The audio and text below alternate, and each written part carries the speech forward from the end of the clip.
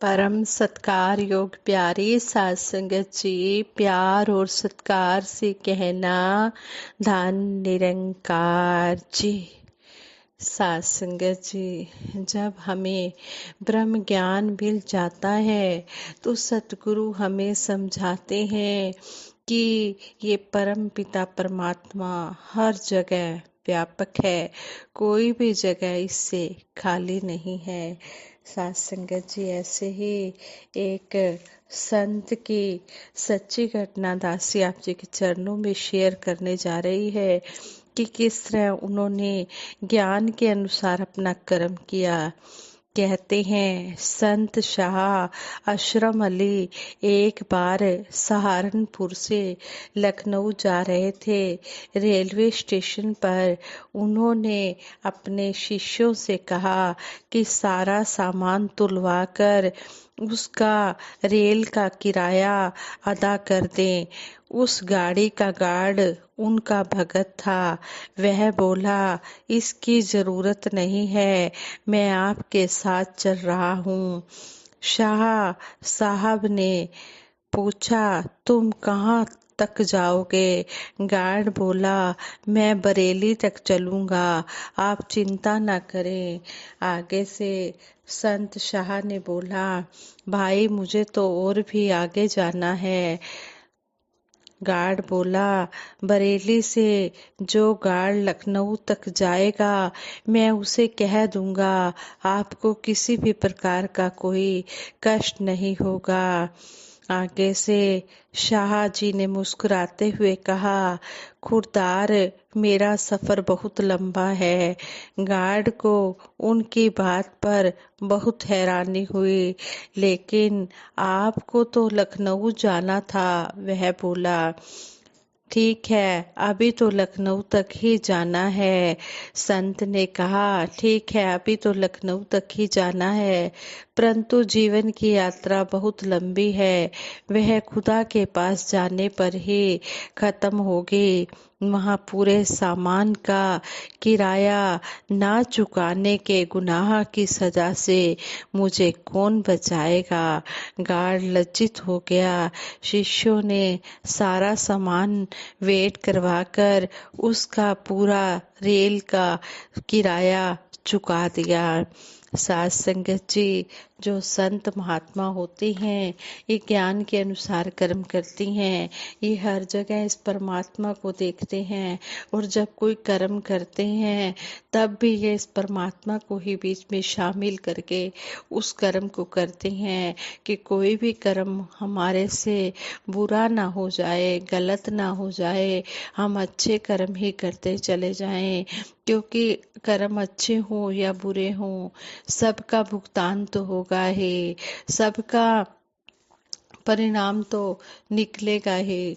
इसलिए हम अच्छे कर्म करते चले जाएं और इस परम पिता परमात्मा को हर जगह हम देखते हुए सभी के साथ अच्छा व्यवहार करें। कभी भी कहीं पर भी कोई ऐसी बात ना करें जिससे कि हमारे कर्म पर आँच आए।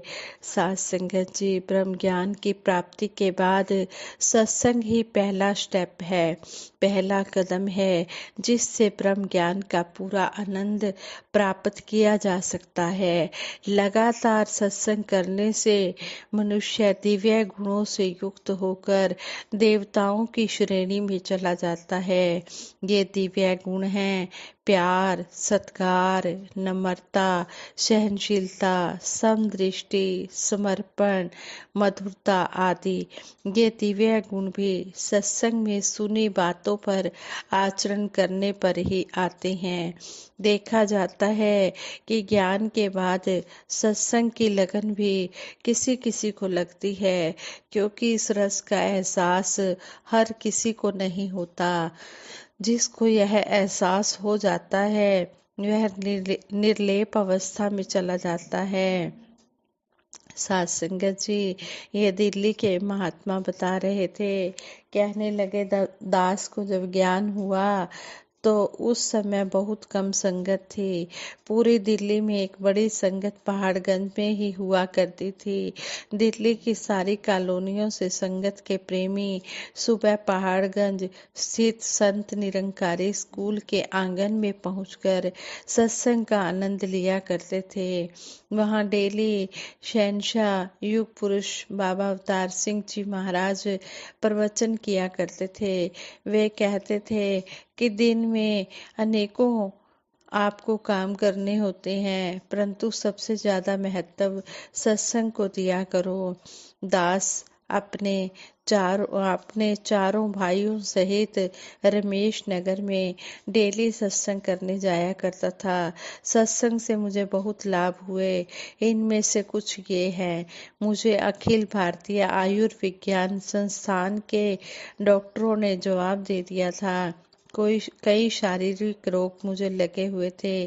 ट्रीटमेंट कराने के बाद भी मेरा रोग बढ़ता गया। बाबा जी फरमाते कि आप इलाज के साथ साथ सत्संग सेवा सिमरन भी किया करो। सेवा सिमरन सत्संग करके जहाँ मन शांत हुआ वहीं तन के सब रोग भी ठीक हो गए। जबकि डॉक्टर रोगों से राहत मिलने से इनकार कर चुके थे। मेरा मन उन दिनों टेंशन में रहता था। रात को सांपों मुर्दों आदि डरावनी चीजों के सपने आते थे। सत्संग लगातार करने से देखा कि रात को साथ संगत के, गुरु के और अन्य ऐसे सपने आने लगे। ऐसे सपनों से डर नहीं लगता बल्कि खुशी मिलती है। उन दिनों भी और अब भी दास सोते समय परमात्मा को याद करता है, इसका सिमरन करके सोता है। वेद का वह श्लोक मुझे बहुत अनुकूल लगता है जिसमें कहा गया है कि हे प्रभु मेरे मन में अच्छे विचार आए। हमेशा परमात्मा का सिमरन करके सोने से अच्छी व गहरी नींद आती है। रात को सोते समय इस निरंकार से दिन में की गई भूलों की माफी मांग कर सोता हूँ ताकि मन को साफ रखूं, अगला दिन भक्ति भरा हो। रात को यह सोचकर सोता हूँ कि हे सतगुरु बाबा जी, हे सतगुरु माता जी, अगली सुबह सबसे पहले सत्संग करूं, बाकी काम बाद में करूं और कोई ऐसी घटना ना घटे जिससे सत्संग ना कर सकूं। अगले दिन के लिए रास्ते साफ रहें, मन हमेशा इस निरंकार में लगा रहे। इस मन को सत्संग रूपी अमृत की प्यास हमेशा लगी रहे। लगातार सत्संग करने से एक लाभ यह हुआ कि धन की बचत होने लगी, शराब आदि के दोष भी छूट गए। सत्संग जब लगातार करते हैं तो मन भक्ति के रंग में ऐसा आनंद महसूस करता है कि और नशीले पदार्थों में भी कोई आकर्षण नहीं रहता। इस प्रकार धन की बचत भी होती है। सेवा में धन खर्च होता है तो धन में बरकत होती है। अनावश्यक पदार्थों के सेवन से बचने से शरीर भी ठीक रहता है और रोगों पर धन खर्च नहीं करना पड़ता। सत्संग से सबसे बड़ा लाभ तो यह होता है कि काम क्रोध लोभ मोह अहंकार हमारे नौकर बनकर रह सकते हैं, जिससे हम में विकार नहीं आता और मन आनंद में बना रहता है। जीवन निरंकार में हो जाता है। संतों की रोज दिवाली वाली कहावत चरितार्थ होती है। सत्संग में मिलते हैं हीरे, परंतु लगातार सत्संग करने से मिलते हैं हीरे।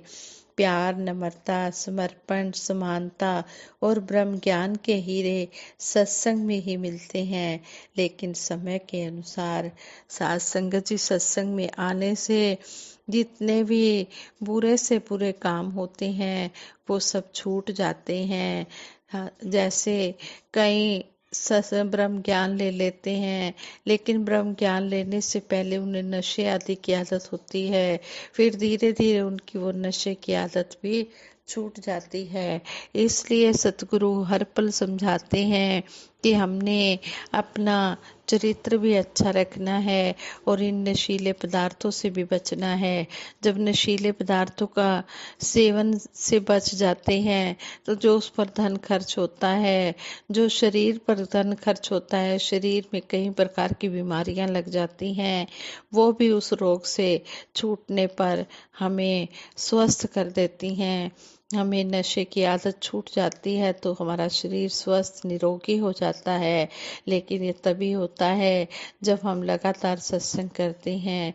लगातार सत्संग करने से मन की जो बुराइयां होती हैं वो भी दूर हो जाती हैं, और जो तन के अंदर रोग लगे होते हैं वो भी ठीक हो जाते हैं। हम तन मन धन तीनों से हम स्वस्थ निरोग रहते हैं।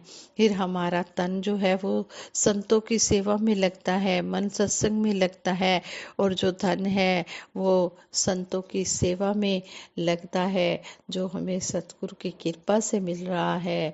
हमारा कुछ नहीं है, ये सतगुरु दातार हमें किसी न किसी रूप में आकर ये धन भी दे रहा है ताकि हम संतों महापुरुषों की सेवा कर सकें।